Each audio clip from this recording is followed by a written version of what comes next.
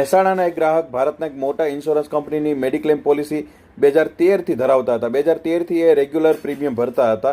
2022-23ના ગાળામાં તેમને અચાનક છાતીમાં દુખાવો થયો અને એમને હોસ્પિટલમાં દાખલ કરવામાં આવ્યા.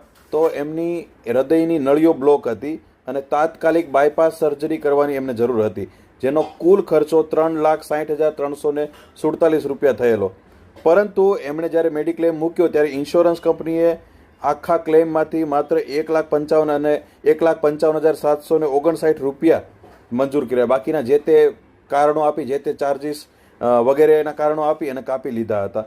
તો એમણે મહેસાણા ગ્રાહક અદાલતમાં ફરિયાદ કરી, એમનો કેસ ચાલ્યો અને મહેસાણા ગ્રાહક અદાલત દ્વારા, નામદાર મહેસાણા જિલ્લા ગ્રાહક કમિશન દ્વારા એમને કપાત કરેલી 1,55,759 રૂપિયાની રકમ 9% વ્યાજ સાથે અને 5,000 રૂપિયા માનસિક ત્રાસના અને 2,000 રૂપિયા